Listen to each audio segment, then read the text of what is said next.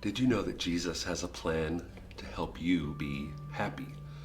And not the kind of happiness that depends on buying the next greatest thing or having all the stuff you want, or even the kind of happiness that depends on the behavior of the people around you or the people that you love.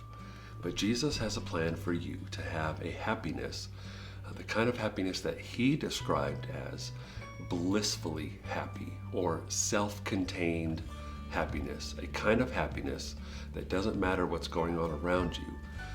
It's a happiness that comes from and flows from being at peace with God, and then it flows into every other area of your life. And Jesus has a very, very specific plan.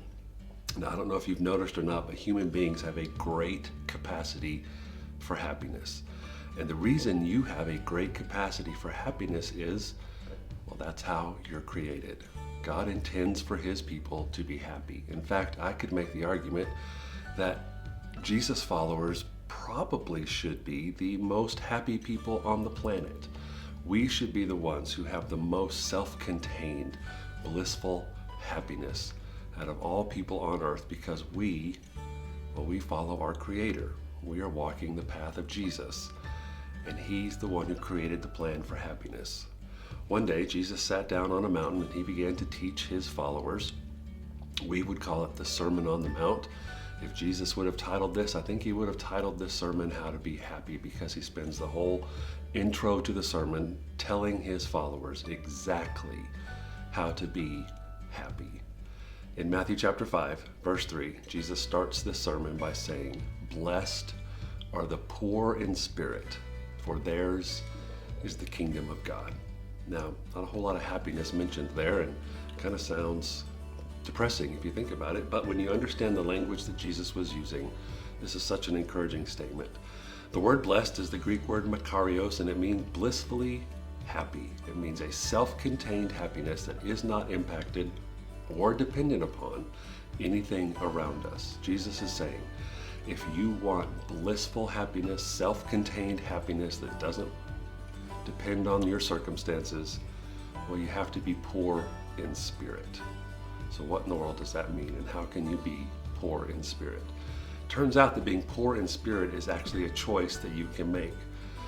The language that Jesus was using, he is basically saying, people who are poor in spirit are people who have recognized and embraced and acknowledged that they have a desperate, deep-seated need for God in their life. Makes sense, doesn't it? That when you learn to only seek God for the things you need in life, that you will become happiness. In fact, it's the opposite that's true, right? When you start to chase anything other than that, that's when your true happiness unwinds or becomes dependent on the things you're chasing. If you rely on a person for happiness, true happiness unwinds. If you're relying on a habit for happiness, true happiness begins to unravel. If you're relying on things or stuff or a bank account or prestige or reputation, all of those things, there's nothing wrong with any of them except for the fact that they are temporary and they do not satisfy and they cannot take the place of God. So that phrase, poor in spirit, means that you have the ability to acknowledge that you are nothing without God. That without God in your life, you are truly desperate and destitute and poor. So you want to be truly happy today? You want to be blissfully happy? You want to start down the road to tapping into the happiness that God created you to enjoy? Well, it starts by admitting, acknowledging, and embracing the truth that you desperately, desperately need God today. It's a great way to start your day. Just right where you are, just say, God, I desperately need you today. I need you today more than my job. I need you today more than Facebook. I need you today more than anything else in my life. When you begin to embrace that, you will tap into unlimited amounts of blissful happiness. So may you acknowledge and embrace your need for God, and may you be the happiest person on your block today. See ya.